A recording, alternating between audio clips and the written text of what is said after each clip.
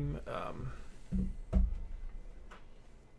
were a little soft last week, Blaine, on the recording. I don't know if there's like an input or something you can tweak or what, but your volume was a little low.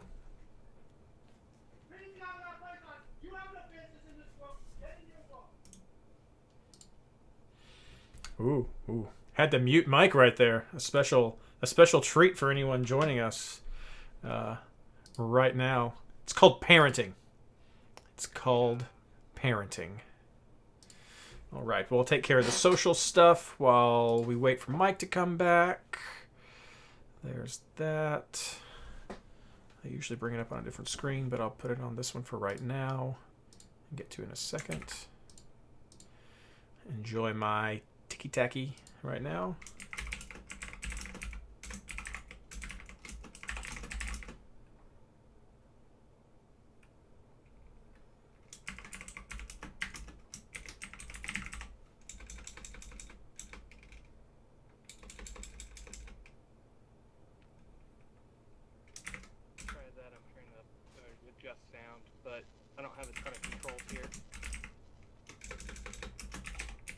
You're fine.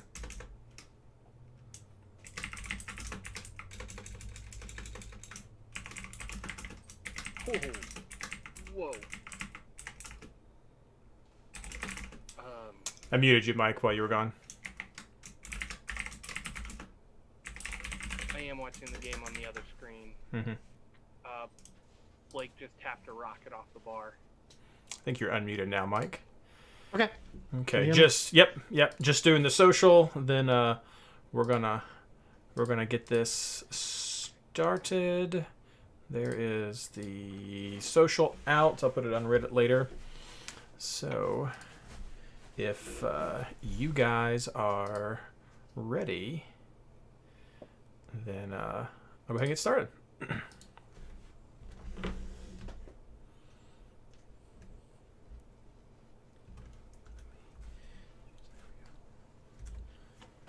Hello and welcome everyone to episode 23 of the MLS Fantasy Insider. Tonight's episode is part 2 of our MLS is Back Fantasy Takeaway series.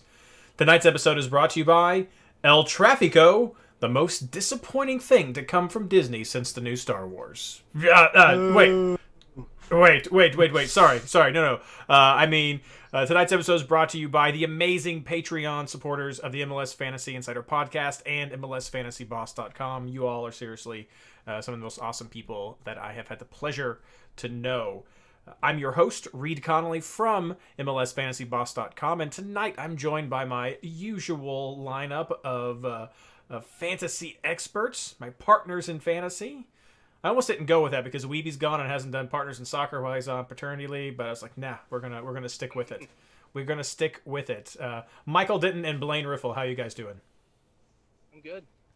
Speaking of Weeby, Reed, I think you and I have some beef. Do right we? Now. We do, because you see, I see some of the things that you tweet out, and I saw that you apparently tweeted at Weeby for paternity advice. Are you asking the guy who can't even remember his transfers for advice how to raise your kid? That's a what good are you point. doing? That's a good point. I have not sent him a DM recently. It was purely due to recency of childbirth. So we shall see. Very, very good points. Very good points. But yes, no, I did. And he's a stand-up guy and said that he's always open for dad DMs. So maybe that'll be a whole separate podcast or something, dad DMs, and we can just talk about that. That'll be our third side project.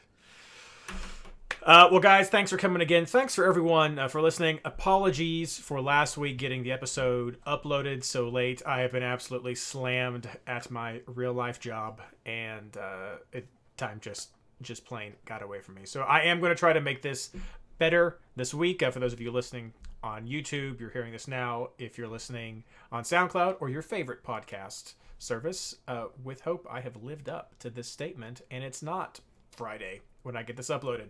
But no, again, so sorry for that. No one reached out to me, so maybe no one noticed or nobody cared. But again, I do sorry. Just real life got away with me. But we are here to talk about soccer again, which is amazing. It's an amazing feeling to be able to do that. Not quite fantasy related, slightly fantasy related because, as you may have heard last week, if you haven't tuned in, last week we talked about some fantasy takeaways from week 1 of the MLS is Back tournament, and we're continuing this series because this is essentially preseason.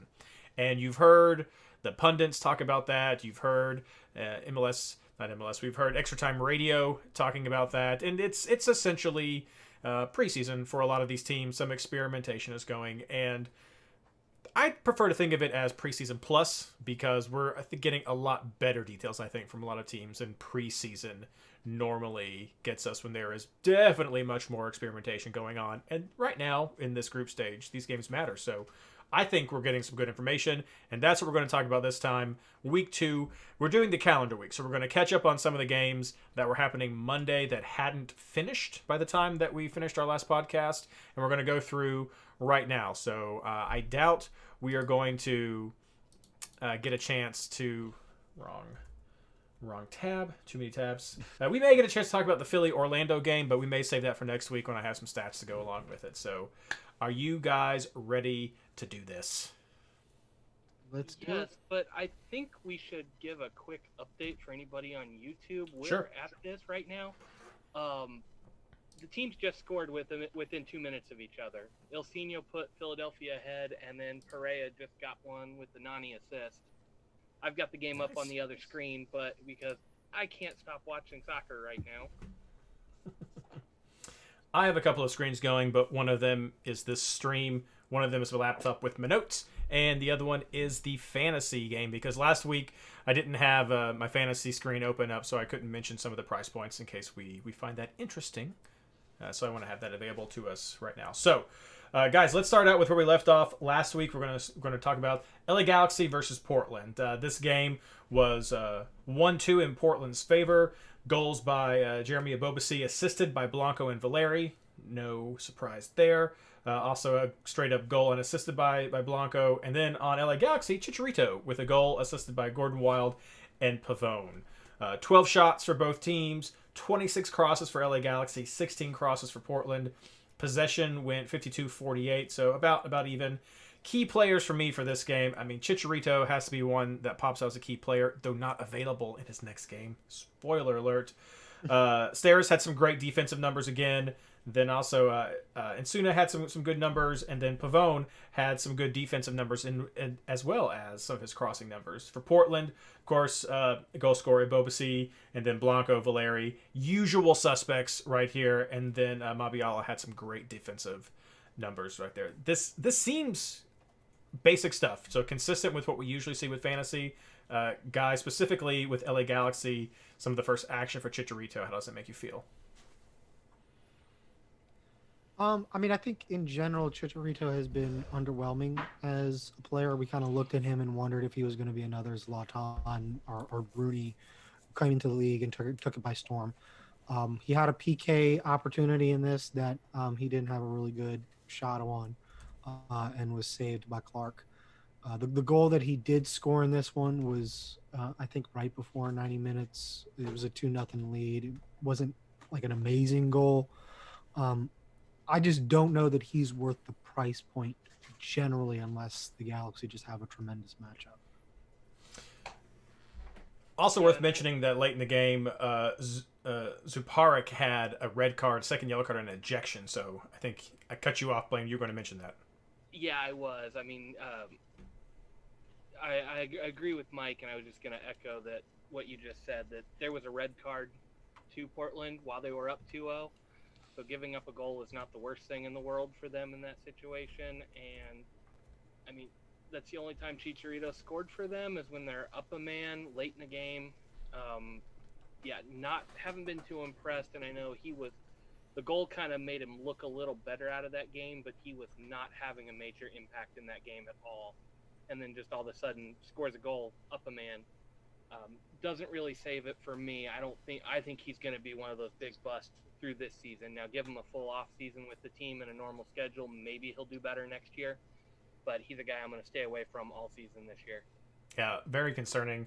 My summary fantasy takeaway for this game is still questions about LA Galaxy that make me want to be wary, but as far as Portland goes, the usual suspect should be on your radar. Let's move on to Chicago versus Seattle, or a contender for the WTF game of the week, I think, is what we have right here. This was a huge shocker for me, and I'm sure many others, and that's because the final score of this game was Chicago 2, Seattle 1. So yes, Chicago won. Goals by Robert Barrick, assisted by Pineda, and then goals by Pineda and assisted by Jimenez. On Seattle's side, goal by Bawana, assisted by Morris and Arriega, because that second assist is still a thing. Shots 10-7 in favor of Chicago. Crosses 17-25 in favor of Seattle. Possession also fastly in favor of Seattle. 39 for Chicago, 61% for Seattle. These are rounded numbers. Key players, of course, we're looking at the goal scorer Barrick. Frankowski had some good numbers. Sekulic had some good defensive numbers, really, for Chicago. So that's potentially someone you might look at. Can load up the quick stats right here. He's only a $5 million defender, so potentially, if this is some good signs for Chicago, has some budget right there. On Seattle's side, so hard to pull from this game because it was not what we expected, but all of the defenders for Seattle put up some great numbers right there. I mean, you have Gomez, you have Tolo, you have Lairdom. They all put up great numbers. Watch their pricing though, because Tolo is 4.0, and if that's going to be some representation of what his numbers could be good fantasy value. But some of the defenders for Seattle can be expensive. Guys, were you as shocked by this game as I was? Yeah, definitely. This was one of the games that was like, I don't know if any of the big MLS teams are taking this seriously, because by this point, LAFC hadn't won, Seattle hadn't won, New York City hadn't won, and all of that. Atlanta hadn't won. So it's like, man, are we just going to see all these big teams bow out? Now, since then, we've gotten some results that changed that, but that was kind of the big takeaway for me coming out. I was like, I wonder if all these big teams just didn't take this tournament seriously. Yeah, this one wasn't as surprising, but I remember saying last Monday that I thought Seattle looked really, really bad and really flat, and that they could possibly be in for some trouble if they don't put it together, and they really didn't put it together that game. We'll talk about the other one later, but when Christian Roldan is arguably your best player on the field, and you've got Jordan Morris, who did kind of change the game a little bit, Rui Diaz and Ladero out there, like, you expect those guys to really be carrying the load, and they didn't. Rui Diaz was almost non-existent through this game, and while Seattle had possession, they didn't seem to be doing anything with it. They couldn't break down Chicago's defense, and they were getting torched on the counter, and this is not something that we're accustomed to seeing from Seattle teams. In this game where we play looking for clean sheets, if Seattle's going to play this way, it's going to be hard to go clean sheet hunting with this team. Now, their defenders might get the bonus points to make them viable in certain matchups, or where they get the edge because you can clean sheet hunt a little bit. But against any type of speed, this team is just getting beat out of the back, and it just didn't look good at all. I was honestly a little shocked with just how bad they played. I figured Chicago might give them some fits. I mean, Chicago is playing their first game. I mean, they come in a little fresher. This is condensed schedule and everything, so maybe fatigue's a little bit of a factor, but I didn't expect it to be quite that bad. That's a great point about the bonus points with the defenders. They don't mean a lot if you don't have some of those clean sheets to support them, of course, and if you're not going to get a lot of them. So that was a poor way to say that. If they're going to give up a lot of goals, the negatives are going to outbalance those positive bonus points you're going to get. I mean, some of these players, this is just overall, not just this game, some of these players have been racking up 6 clearances, 5 blocks, 4 interceptions. So, I mean, there have been some opportunities for defensive players to get massive bonus point hauls. And that's promising, I think. So definitely keep an eye on some of these defensive stats at MLS. Who scored's actually probably the better place to find these defensive numbers, because there could be some potential great picks like Tolo could be a great defensive option with Seattle if they can get a clean sheet and if he does start. So when they play Cincinnati, that would be when you want him, something like that. Yeah. So my short fantasy summary here is Chicago. I was overly harsh on Chicago at the start of the season, and apparently Seattle hasn't realized that it is the last half of the season yet. Also, Pineda for Chicago, who got the goal and assist, is only a 6.5 midfielder, so good budget option when we come back. All right, so next we have New York City FC versus Orlando. Mike, I'll run through some of the numbers, but I'll let you do the bulk of the talking for here. So final score 1-3 in Orlando's favor. What? Chris Mueller did fantastic here. Got a brace, one assisted by Moutinho, one assisted by Dwyer and Ruan. He had some great action in the first game as well, so definitely a player to keep an eye on. Tesho Akindele got a goal, and then Jesus Medina got a goal assisted by Hebert. This was the game without Morales, right, Mike? Yeah.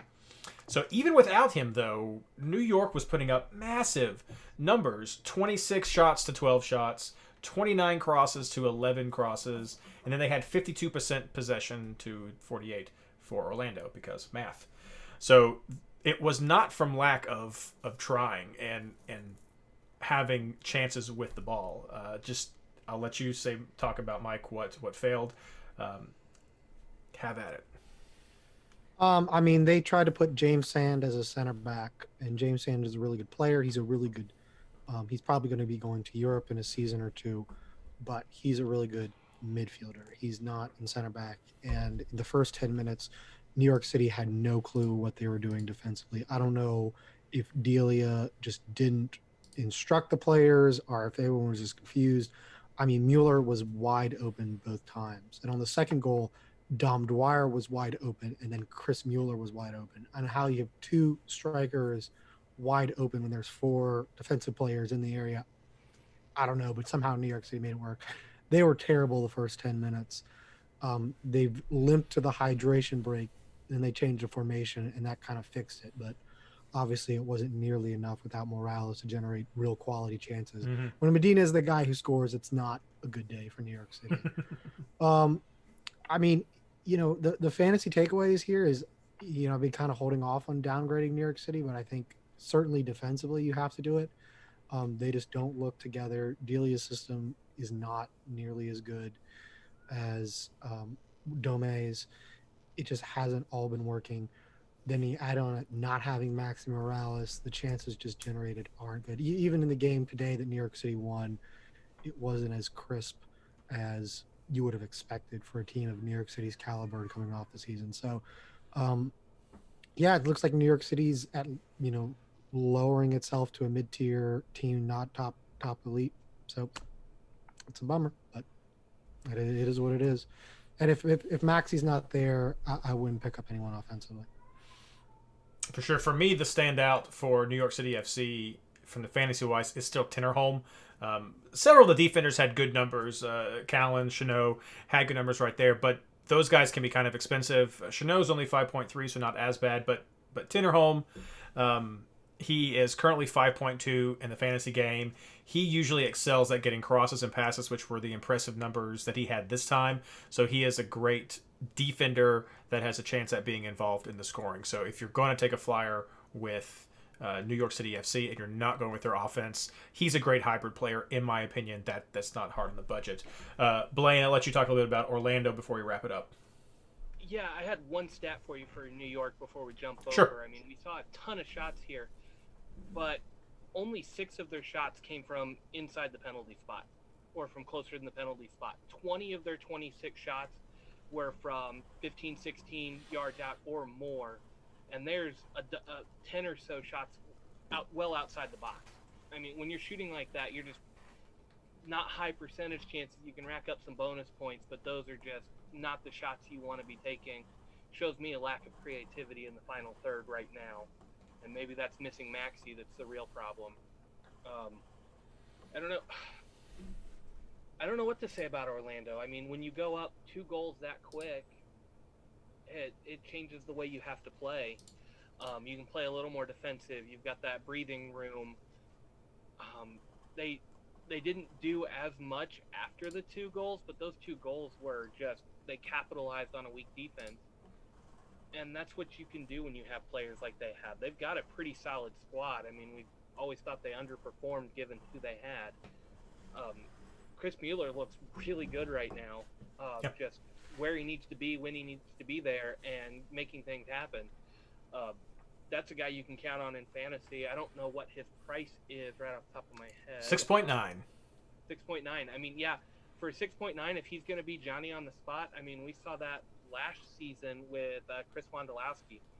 Came in, got a starting role for a short period of time, and just lit it up. I think he was averaging a goal a game for us at that point, sometimes more. Like, it was just, yeah, for that price, Chris Mueller's definitely a guy to keep an eye on. Yeah, he had, of course, he played 2 games before, and in his last MLS game, he scored 1 goal after coming on for 11 minutes for Orlando. He did well against Miami. Then he got those 2 goals, got that brace in this game. So Mueller definitely want to keep an eye on. Nani as well had a good game against Miami, and he got a goal this week. So it's another good one there. On the defensive side, again, some good numbers for these guys, even giving up a goal. Ruan, Urso, Carlos, those are all guys who put up numbers that I thought were impressive, or at least worthy of keeping an eye on. And as far as defenders go for Orlando with their price, they can be a bit expensive. Ruan 6.4 probably is one of the standouts. So for a team that's kind of a little bit iffy still, I mean, this is some of the light we're seeing with Orlando. A tad expensive there in the back, but they have some great options. I think Mueller is clearly the best one. So yeah, Orlando's a team I think last year we kind of talked about on defense a little bit, but you see it with this game, 26 shots against them. That's hard to get too excited about a defense that's giving those up. I know I said they were low percentage shots on a lot of them, but Galice, their goalkeeper, looks pretty good so far. If he's the real deal, I mean, allowed 1 goal, 6 saves over 90 minutes in this game. If he's the real deal and can solidify this defense, this could be one of those under-the-radar defensive picks for fantasy going through the season on those good to great matchups. I mean, there's always going to be those really good ones where you want to just take the team. But on some of those other matchups, this is going to be one of those defenses that could fly under the radar, and you might be able to find some really good differential picks here. Or get a good keeperoo here, just because they're East Coast, they play that early game, and he looks like he's primed for some good save numbers and the occasional clean sheet here. My fantasy quick comment right here is fade New York City FC, and Dwyer's not your only go-to at Orlando anymore. Actually, probably not your go-to at all. Now let's move on to Philadelphia versus Miami. This game ended 2-1 for Philadelphia, which I think a lot of us aren't surprised that Philadelphia was doing well in this tournament. I'm personally a little surprised that Miami didn't do better. They sort of had promise coming out the gate, and I know we had picked them over Orlando as moving out of this group, or at least I had. So I'm surprised that they've struggled. But this is, again, we're pointing this out because, Blaine, what was your red card stat before we started the show tonight? Not counting games tonight, there were 10 red cards after this morning's game so far in the tournament. So, yes, and this was one of them as well. This was Andre Reyes got a second yellow and was ejected, but this was in the final closing minutes of the game, so not a lot of impact right here. Goals came from Kai Wagner and Shabilko for Philadelphia. Shabilko's goal was assisted by Aronson, and then for Miami, a goal came from Rodolfo Pizarro, assisted by Pellegrini and Morgan. The other stats right here that we're covering: shots 8-10 in favor of Miami, crosses 6-22 in favor of Miami, possession 45-55 in favor of Miami. This was just a great win for Philadelphia, and I think some of the stats show it. Of course, Shabilko is a key player right here. Montiero, who we haven't mentioned a whole lot, but he had some great passing and crossing numbers, a big fantasy player last year. And then Bedoya had some great defensive numbers as well. Though with his position not always the most helpful or lucrative, I would have liked to have seen a little bit more out of the defenders with Philly, especially with all of those offensive stats against them. For Miami, it was kind of hard to find guys that really stood out fantasy-wise because they are struggling some. But Torres had some good shot numbers. Morgan had some good cross numbers, and of course, I mean, Pizarro got the goal and Pellegrini with the assist. But I don't know, fantasy wise, I'm still not about Miami. What about you all? Yeah, I mean, it's hard to pick them up. I mean, 5 losses total. I tweeted today is like it's not bad. Like they're all like close. I think they're all 1-goal losses. But it's hard to really put your pin into anyone and be like, I want to go with that guy, or this is a great matchup. It just kind of seems like one of those blah teams, which I think makes sense because, I mean, this was a team that kind of came in like, all right, we're going to hopefully find our footing, not lose too badly, and then make a big splash in the summer. And, you know, the summer isn't really coming for anybody. So, you know, I think going forward, fantasy-wise, there's just not going to be much to pick from here other than just like a weird differential pick. And you're right about the early season. Didn't have those wins, and what I was referencing when I said had some promises. They were close. It looked like they had some spark where you would think, well, maybe they won't be as bad as Cincinnati was their first year. There may be some. There was a kind of a glimmer of maybe I can find something with this team, and then especially when they weren't on the road. You know, the first 2 games were on the road. I think, all right, this is Florida. This is their environment. We can see they can, you know, make some trouble. I mean, they were decent, but I mean, they never really came close to winning any of their games. Mm-hmm. Anything to add, Blaine? Not really. Miami just doesn't. They don't look bad. They just don't look good. Yeah. My short fantasy summary here is usual suspects at Philly and fade Miami. Moving on to Vancouver versus San Jose.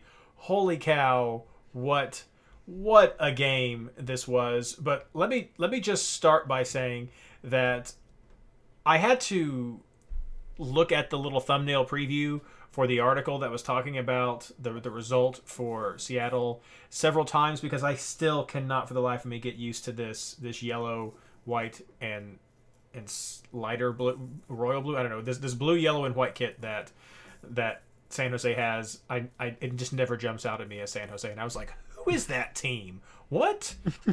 What? Oh, so it took me a second. But anyway, this game was bananas, absolutely bananas, and I did not watch it, but I so wish that I had. And it's a score of 3-4. That should tell you enough right there. It was just 3-4. So many goals coming near the end of the game, with the game winner by Shea Salinas at a 90+8. Shea Messi right there as he was being called in extra time radio. But this game was just nuts. It had goals by Ali Annan. It had an own goal by Judson. We had a goal by Rios from San Jose, a goal by Diome with Vancouver, goal by Wando, goal by Oswaldo Olanes, and then, of course, the winner by Shea Salinas. So just all over the place here. A great win for San Jose, which we weren't sure how they were going to be coming in, and they've just stayed with it. So kudos to them. Other stats: Vancouver outshot 7-30. Vancouver outcrossed 6-37. Crazy numbers there. And then possession, but Vancouver outpossessed 32-68%. I mean, they're challenging Cincinnati for worst team in the league, I think, at this point. I mean, they're at least putting up goals. So there's that. But it's just absolutely nuts. Fantasy-wise, Vancouver is clearly still a team to bet against when you see these numbers here. Again, hard to pull players from Vancouver that you would look at fantasy-wise. Ali Adnan, probably the only one. A couple of players had good defensive numbers, but when you give up 4 goals, that doesn't mean a hill of beans right there. But Ali Adnan does PKs at times and is an offensive threat if you want to go that way. Big takeaway for me for San Jose is Erickson. He's a player we mentioned last week. Again, this week, he's just putting up some massive numbers as far as crosses and key passes. Last year, I remember it was a lot for me, and I always seem to choose wrong, Vaco or Erickson. This year, maybe I'll be on the right side of that because I may just always pick Erickson because I think he's just had some great numbers right there. He has a good offensive position, so he can be a goal threat. He does often have shots as well, and he's only 8.6, so that's a really reasonable price for a midfielder who is frequently putting up the kinds of numbers that you want to see to give you shots at bonus points and assists and goals. Did you guys get to watch this game? No, I mean, it was like 2-0 Vancouver. Like, all right, well, that one's done. And then it's like, 3-1 Vancouver. Like, okay, well, Vancouver can hold on and just play their, ugly defensive style. I don't need to see that. That's not going to be something that's, San Jose is not going to be able to do that with the way they play. And somehow Vancouver bottled it. It's not like it was spoiler alert. Vancouver's defensive problems didn't get any better in the second game. It's certainly like whoever is playing Vancouver, pick their offensive players. Sure. Playing anything else to add to that? I got to watch part of this one, and it was nuts. I saw Wondolowski's header, and the commentators were hilarious. How do you let a guy who scored 160 goals in MLS be that wide open inside the box? I mean, it was just craziness like that. One thing I will say, I'll defend Vancouver a little bit. 3 goals here against San Jose, good, bad. The fact that they went up, they're missing so many players right now. It was a highlight on the broadcast this morning. Lucas Cavallini didn't travel for family reasons. Andy Rose is not traveling I think he had a death in the family. Godoy is not there. He was one of their standout center backs last year, a guy I actually used in my draft league a lot. I think I started him every game there for about a 2-month period just because he was putting up good numbers for me. They're missing a ton of players and a ton of guys that would be starting on this team. I think it's 6 or 7 players that couldn't travel with them. So it gives me hope. Oh, so St. Ricketts is another one. If you look at offensive creativity and their lack thereof at times, speedy winger that can come in and really do some damage, especially with Cavallini up front. So I don't think we're getting to see what Vancouver is capable of at this time. I want to see what they can do with their full complement of players and get some of these big transfers that they got back out on the field and get Godoy back in there for their defensive side. I think you'll find they're a better team than what this tournament's giving them credit for, or than the way they look right now, just because of all the big name players that they are missing.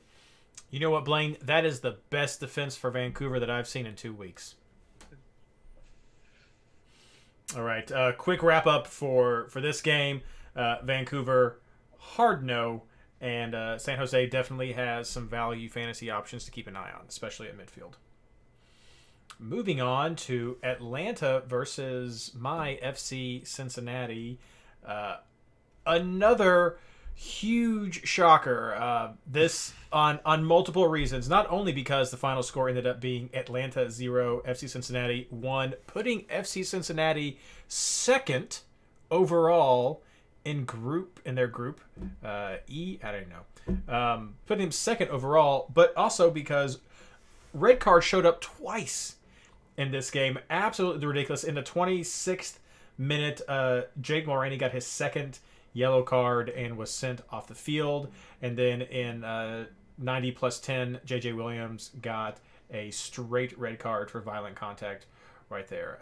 Not for lack of trying. This game was all kinds of cards. Let's see here, 2, 4, 6, 8, 9 cards throughout this game, split mostly towards Atlanta, and then 6-3 Atlanta Cincinnati. Just absolutely ridiculous. Looking at the stats, shots 12 for Cincinnati, 8 for Atlanta. Crosses 12 for Cincinnati, 20 for Atlanta, and then possession was 47% Atlanta, 53% Cincinnati, which you have to give a lot of credit of that to being up on 10, 9 men for various points of the game.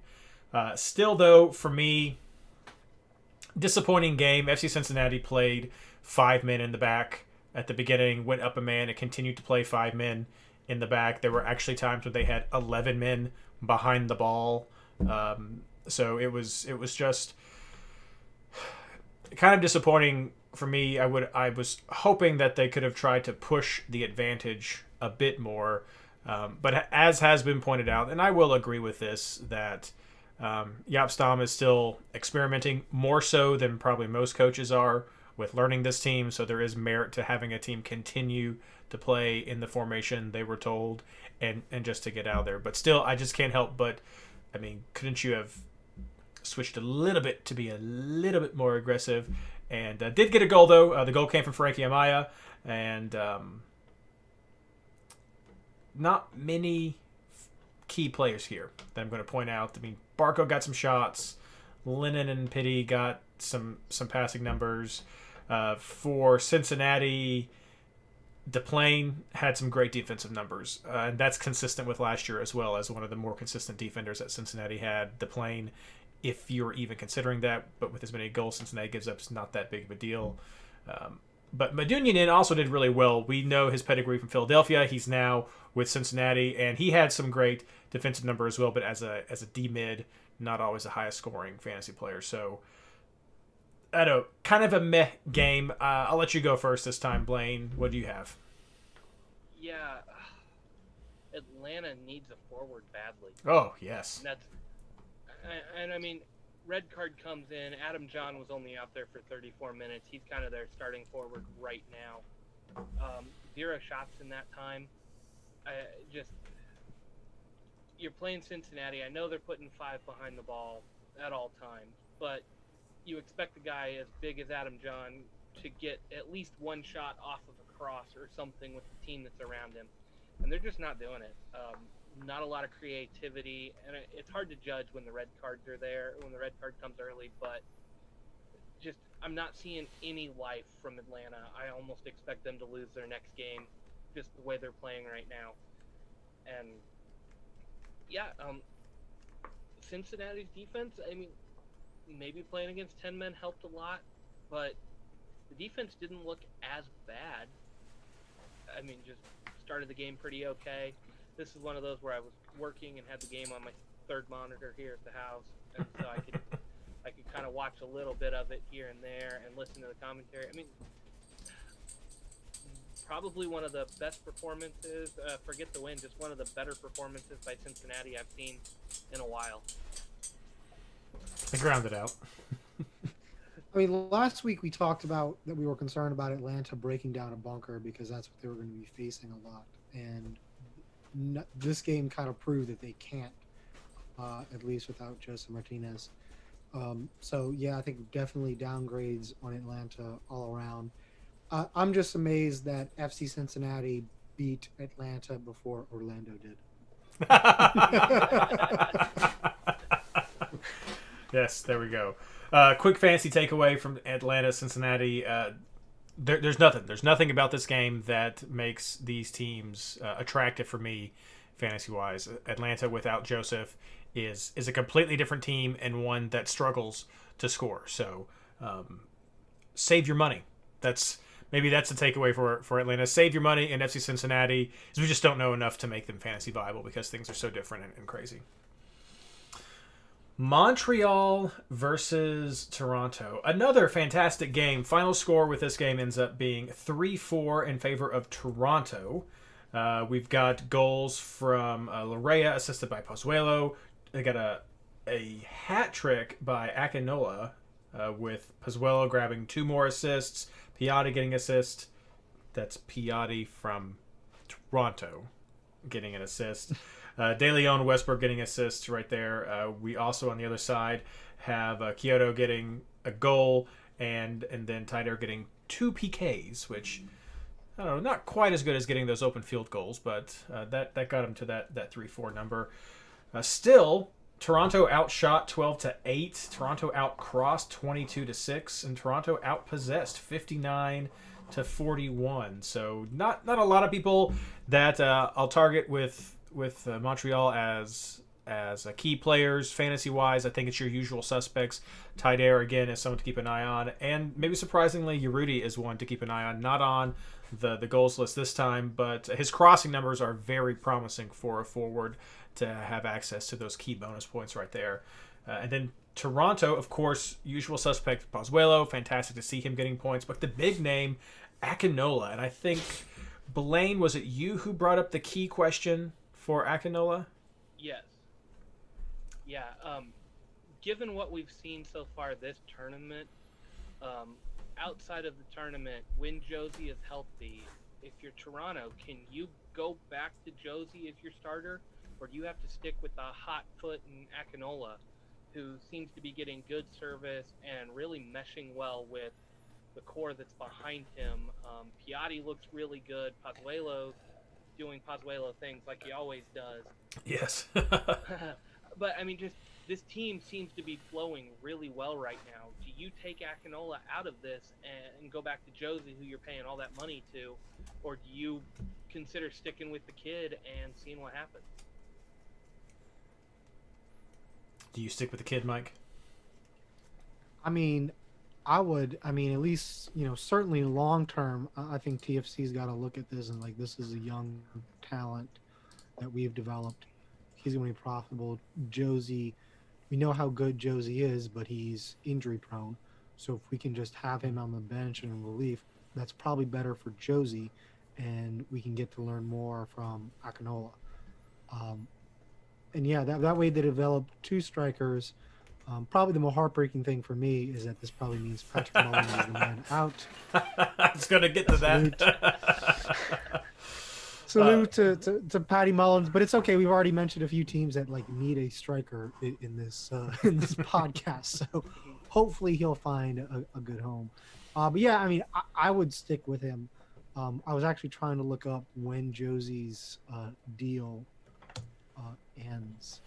I feel like it's kind of coming to an end anyway, so I think it's probably a pretty easy decision for Toronto.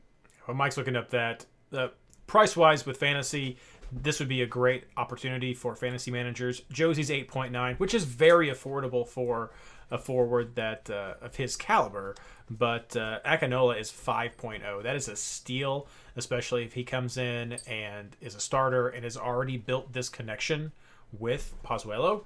That's just going to be fantastic for him, because Toronto still looks good. Still looks like they could contend for MLS Cup, and this is exactly the kind of preseason, pre-new season, I don't know, whatever we're calling this. The MLS is back scouting that we want to see right here. This is the bread and butter for Montreal. It's a pass still for me fantasy wise.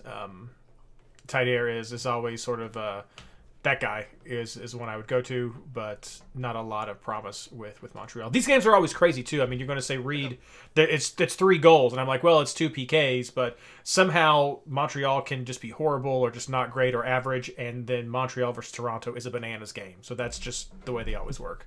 It's because MLS. And I looked it up. Josie's actually signed through 2020, so maybe more of a commitment, but I wouldn't be surprised if MLS introduced some, you get to pay out amnesty clauses to allow teams to reduce their budgets in line with, the new income that's going to happen after the pandemic.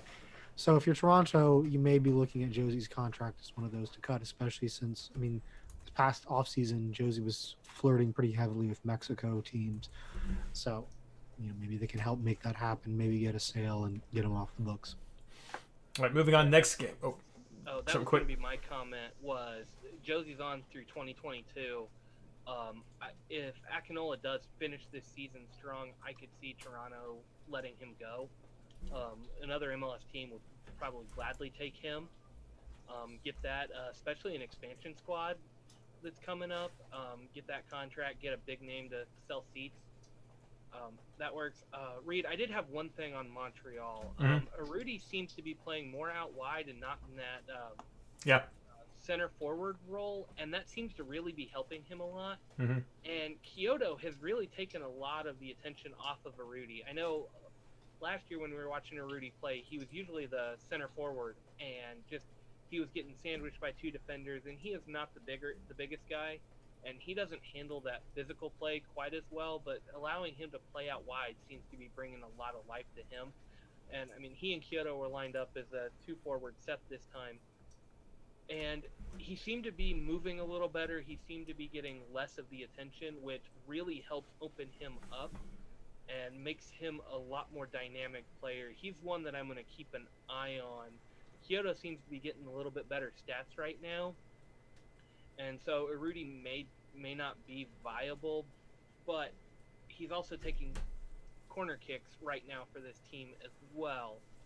So Rudy's one of those we just have to keep an eye on and see where he goes, and if a little bit less attention on him is going to really propel him up the standings. So next game we have is Columbus versus the New York Red Bulls. The first actual test for Columbus. Their first game was against FC Cincinnati, which was a cakewalk for them. Final score 2-0 in favor of Columbus. Goals by Jossie Zardes. A great goal by Jossie Zardes. Assisted by Santos and Caden. And then also a goal by Lucas Zelarayan, assisted by Etienne. Stats, shots. Columbus outshot New York 11-7. Crosses. New York outcrossed Columbus 14-27. And then possession, fairly even, 52-48 in favor of Columbus. Fantasy-wise, I mean, this is exactly the kind of game you want to see from Columbus. Better opponent. New York didn't play poorly. It just didn't fall for them. And Columbus did a little bit of rotation, but Pedro Santos was back, which I think was good to see how he will integrate with the team. We still saw production from Zelarayan. We still saw production from Zardes. Santos is right there back on the sheet. So three key players right there that you're going to want to be flooding to instantly with fantasy. So a great offensive pickup right there. A few decent defensive options as well, but there was some rotation on defense, so keep an eye on that. Porter does have some options of people he can bring in there, including Caden and Berhalter got the start this time, so he's got some options right there. On New York's side, didn't fall for them. I mean, it was a tough game for New York. Definitely, Royer is still one to look at. He had some great shots numbers. Redzitowski got some cross numbers, but this game was your fantasy takeaway from this game is all Columbus, and it's just that seal of approval of yes, I want these guys. Blaine, this is your time to shine. Yeah, I mean, I'd love to say Zardes is the best player on the team, but Lucas Zelarayan has come on so strong. These two, I mean, your Zardes Zelarayan punch is as good or better than Carlos Gil and Gustavo Bo were for New England last year. Like, if these guys have a good matchup, you're taking both of them, no questions asked. The service for Zardes is coming in like crazy right now. This is better than it was with Higuain playing. Just so many good things here. The big fantasy takeaway here, though, especially as we stick with this 5 subs rule through this season, this is arguably the deepest team in MLS right now. From what we've seen in this tournament, they are playing so well, and they have got too many options here that you could see a lot of rotation any given week. I mean, Luis Diaz is a fantastic player, but he could easily sit for an entire game in favor of a couple of the younger guys. I think Diaz and Santos are your two starters here, but there's just so many good options right now that these guys can do it. And this was a heavily rotated team that pretty much dominated. And Red Bulls rotated a little bit. I would say they rotated less than Columbus, but Columbus still managed to dominate this game with a heavier rotation. Yeah, there was both teams had 2 players that subbed out before the 60-minute mark. It's very good information that we're seeing, but with the weather, that's a huge factor for these teams, and so I don't know if some of this rotation will be exactly a template for what we might see in the future in different back at their home climates, but definitely something to keep an eye on, because you're right, Blaine, we're seeing it, and it will be an impact in fantasy. Anything to add, Mike? Not really. I mean, other than Columbus looks like the best team in MLS in this tournament. So we'll see if they can keep that up. but definitely a team to watch going into the regular season. Okay, moving on to DC United versus New England. A draw. 1-1 is the final score with goals from Busca and Higuain. Kind of surprising to see Busca as the scoring goal for New England. But New England outshot DC 18-6, outcrossed DC 14-21, and then fairly even possession 49-51, as even as they can get in favor of New England right here. It's okay game. The best things to talk about from here are that Bo killed it as far as stats goes. I mean, he was getting shot stats, he was getting key pass stats, he was getting cross stats. So Bo is definitely one of those top fantasy forwards that you're gonna want to keep an eye on every week, because he is a goal threat and he gets those. I'm not even going to call them bread and butter stats, because these are the extra stats. This is the jelly that goes on top of your buttered bread that you get because you hope your forwards can hit these stats, and they usually do not. Of course, Carlos Heel also had some good numbers, and Bai had some good numbers as well from here. But on DC's side, Higuain is doing fantastic with DC, with hope he's going to be a starter, but he can easily be that super sub. He did well last week as well, getting the goal. And then Gressel is still killing it as far as crosses go, which is exactly what you want to see. So I'm still a little shaky fantasy-wise, a little shaky on DC just to see how successful can they be. But the players for New England that we liked last year are still players you should be looking for this year. Mike, what did you think of this game? I think it's really interesting that Frederico Higuain has come off the bench twice and scored twice. He's 6 million in fantasy. Obviously, if he's not starting as a midfielder spot, you kind of have a hesitancy to play him. But maybe if DC has a good matchup, maybe you can kind of have him in a switcheroo. It's been a really interesting tournament. DC is one of the few teams that's grinding out draws. Most of the other games are win. We're about to get to a few more draws, but this has been a win-heavy tournament. There haven't been a whole lot of draws, but DC United has gotten 2 of them.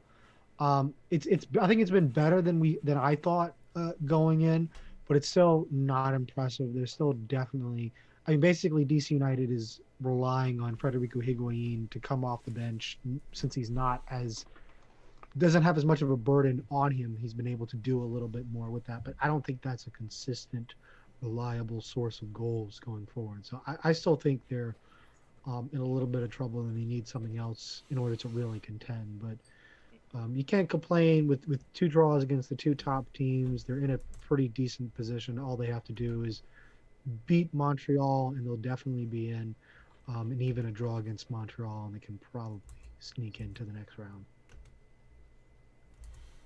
Blaine, how'd you think of this?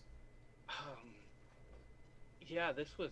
I didn't get to watch this one. There were 2 games at the same time, and I chose not to watch this one for obvious reasons. Which ones did you watch?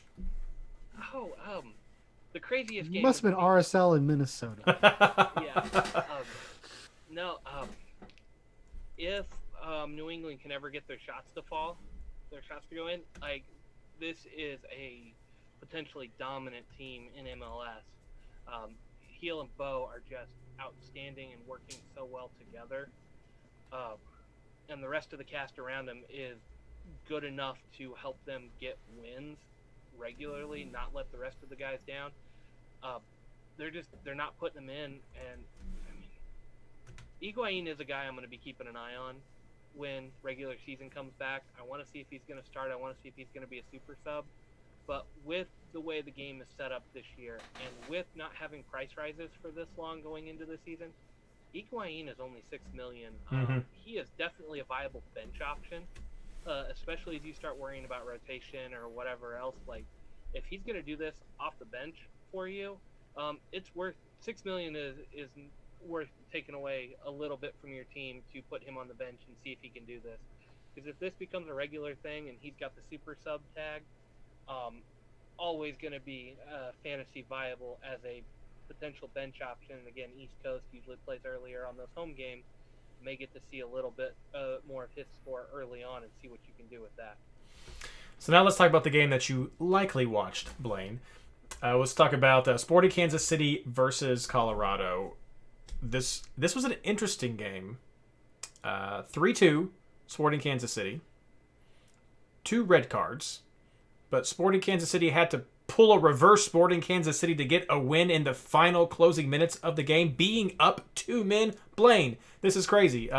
So quick stats, goals by Kellen Acosta and Jonathan Lewis for Colorado's side. On Sporting Kansas City side, Kyrie Shelton, and we had a PK by Polito, and then Graham Zusi is the savior at the end of this game. Sporting Kansas City outshot Colorado 19-8, outcrossed Colorado 26-7, and outpossessed Colorado 60-40. Blaine, tell us about this game and who your key players are. This was the Dave Gantar show. This game was a cluster, for lack of a better term. Colorado should have had a 3rd red card for a strike to the face. Benezet sized up Zusi and just swung at his face. And they didn't go to VAR for that one. That may be where the penalty kick call came from. That seemed like a pretty obvious makeup call. The other ones were just whatever. This was a crazy game. Colorado looks pretty good, and Sporting's defense doesn't look that good. They were keeping the pressure on Kansas City most of the game. Shelton did get the goal. That was nice. The PK was bogus. I don't know how you can go to VAR and call that a PK. They said Rubio got his hand to the ball, and I couldn't see whether the ball even came off of him. I guess with the path of the ball, if you say it came off of him, it had to come off his outstretched arm. I'm guessing that's what Gantar said, but it was just ridiculous. Zusi's was a deflected cross that came in. Like, this was just, honestly, this was an exciting, entertaining game. Seemed pretty evenly matched. Sporting missed 2 goals in the first half. I just like the idea of it seeing pretty evenly matched when it's Sporting Kansas City up 2 men. So okay, keep going. No. Well, but they were only up 2 men for 30 minutes with stoppage time. Yeah. No, but before that, like, it was back and forth. There was a lot going on. Sporting could have had 2 goals. They were cleared off the goal line. There was just some craziness throughout this game. The first red card was legit. I don't know what Jack Price had to say to get himself a straight red card from the ref there. Or, I mean, it might have been a yellow red, but they just score sheeted as a straight red because it's listed as foul and abusive language, and so yeah, I wasn't quite sure about that either. The broadcasters don't even know what happened. All of a sudden, the red card was out, and he was walking off the field, and nobody knew. I mean, this game was just a mess. Beer jealousy. That's all it was at the end. Beer jealousy. Yeah, absolutely a mess. Shelton looks to be the starter on that side, on the right side. I think he's got it locked down. Polito still looked good. Kinda had a bad game this time around. This was the first bad game he's had for Sporting. But I was more impressed with the way Colorado played. I thought they were going to run us off the field in the first half, just with the way things were going. So major props to Colorado. I think they're a lot stronger than we've thought in the past. On Colorado's side, sort of disappointing to see Price get the red card because he's been a good source of fantasy points right there, so keep an eye on him. But Kellen Acosta, it's good to see him back on the score sheet. He had some down years, and so it's good to see him healthy and back. And keep an eye on Acosta because if he can end up being the player they wanted him to be a few years ago, he could be a real creator for Colorado, and that could transition into some good fantasy value because he is only 5.4, which is dirt cheap if he's going to start doing some of this stuff. Jack Price, by comparison, is 10.5, so bananas. Anything you want to add, Mike? Other than Kyrie Shelton looks like a pretty good fantasy option going forward. He's got 2 goals now over the 2 games, so definitely someone to keep in mind.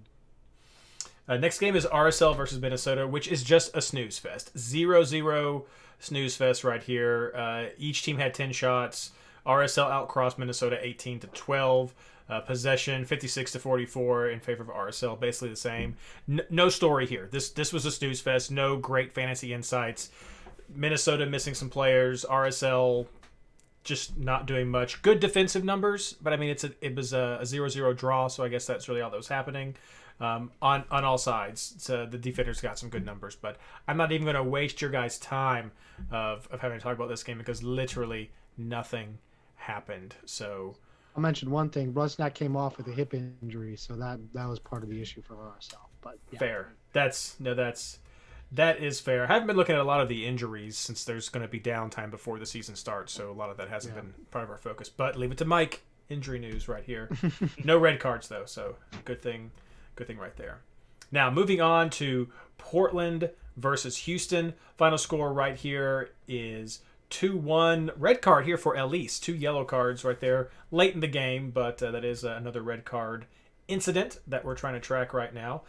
Goals by Bobasi, assisted by Blanco. Goal by Valeri, assisted by Williamson and Mabiala. And then Ellis had a PK that he got a goal right there. Otherwise, Houston outshot Portland 24-13, outcrossed Portland 22-8. But Portland outpossessed Houston 53-47.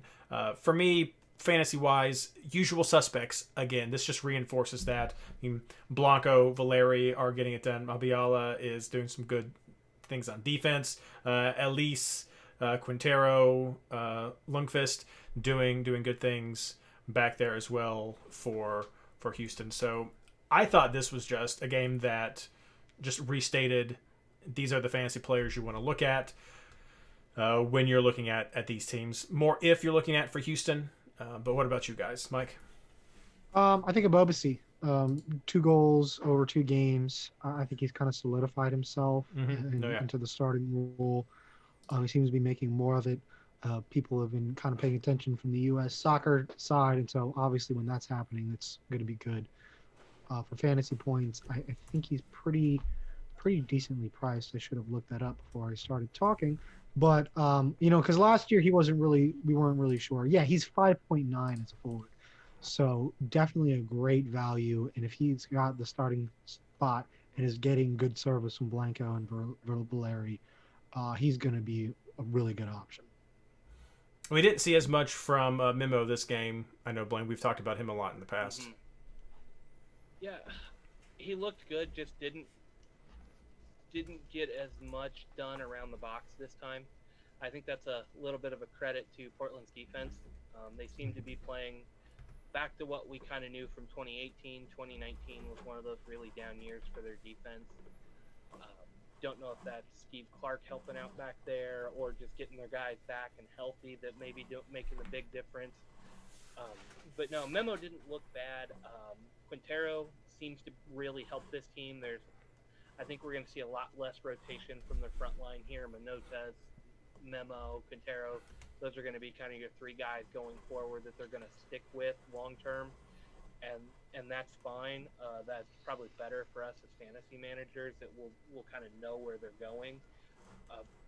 And overall, I think this team is going to be built to score some goals. I just think a pretty solid middle of the pack MLS team in Houston ran into what we've come to expect to be one of the contenders in the West for 3rd or 4th place pretty consistently. Maybe, I don't know that anybody can knock off LAFC for number 1. I think Portland with the right schedule could definitely finish number 2.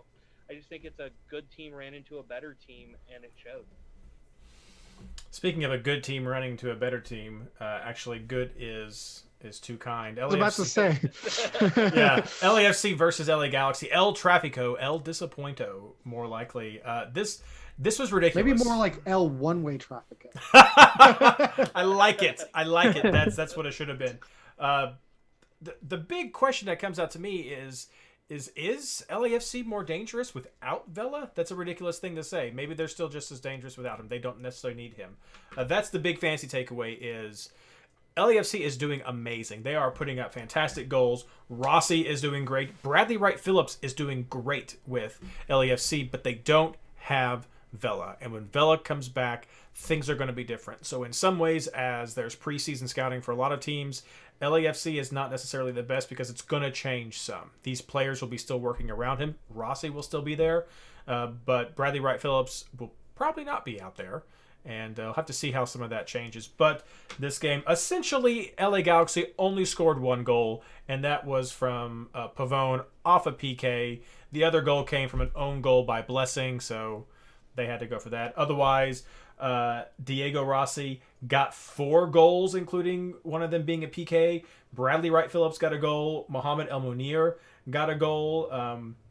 It was just Rossi also had an assist. Blessing had an assist.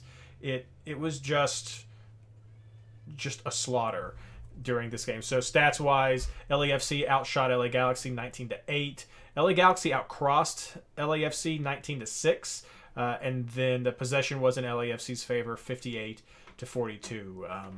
So key players, again, everyone I just mentioned. Rossi was one to stand out. Bradley Wright Phillips was one to stand out. Blessing was one that was a standout. But when the fantasy season starts, a lot of that's going to be replaced with Vela. But Rossi is clearly still your number 2, I think, go-to for LAFC. And if you want to double up on forwards, going Vela and Rossi is not a bad thing. What do you guys think about this game? I mean, to me, it's the continuing thing of the Galaxy's defense just being horrendous. I'm not really ready to write the LAFC doesn't need Vela to be great, because they played 2 of the worst defenses in the league. Fair. Nope. Very fair. Yeah. Galaxy. So we'll get a better idea of what they can do without Vela against Portland, which, I mean, I don't know how much we need that for fantasy purposes, but it's interesting knowing going for the tournament and so forth. I'll be really interested to see what Rossi and BWP can do against Portland. But I mean, yeah, I don't see much out of the Galaxy. We talked already about Chicharito not really being impressive.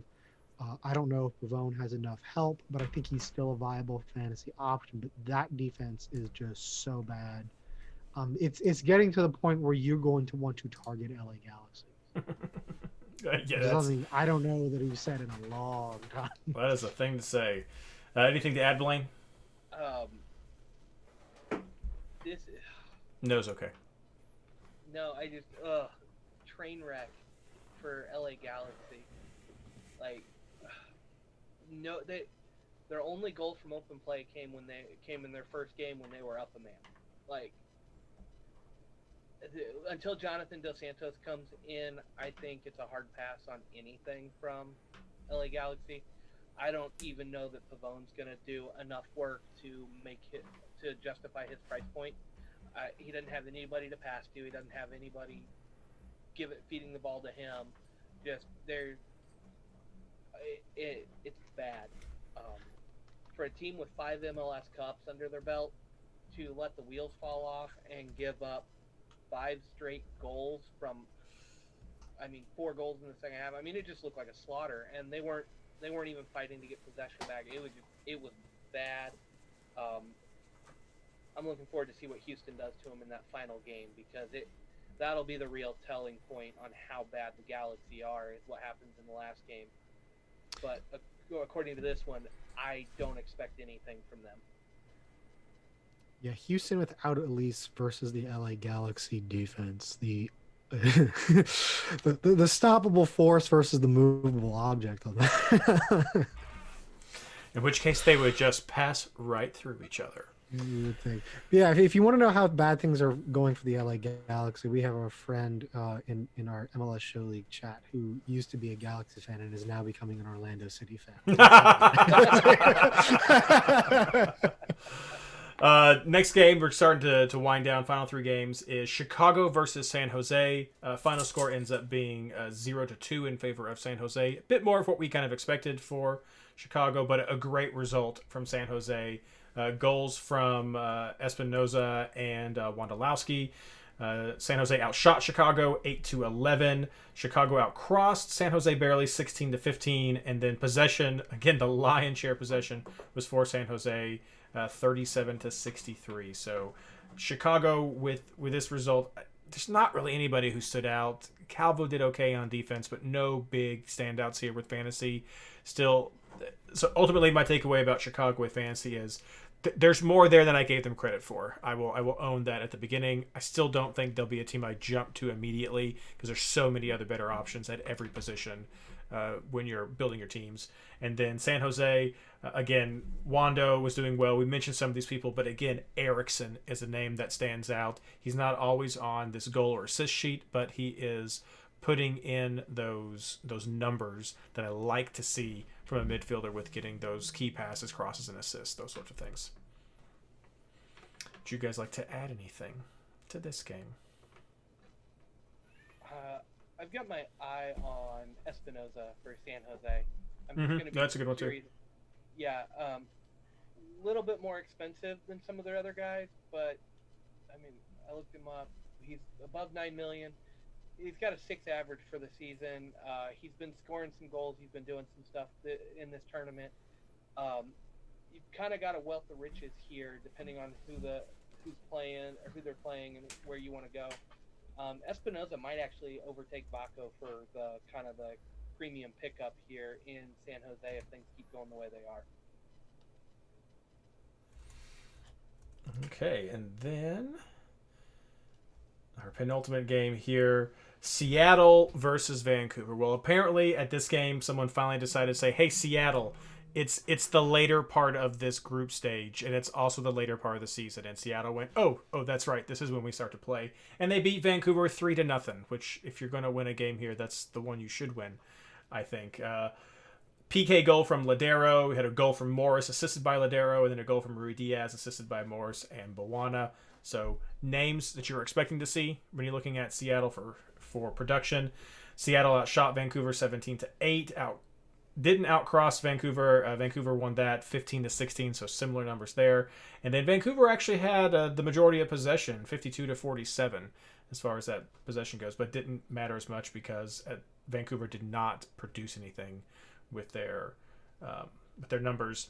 Again, here I'm going to point out, in addition to the goal scorers and the assists, Tolo had some really good defensive numbers and is at a great value. And so if he becomes a starter in fantasy when we get back, look to him if Seattle gets it together against someone other than Vancouver, because he's had good numbers, and that would transfer to a pretty great score on the defensive side with a clean sheet. So,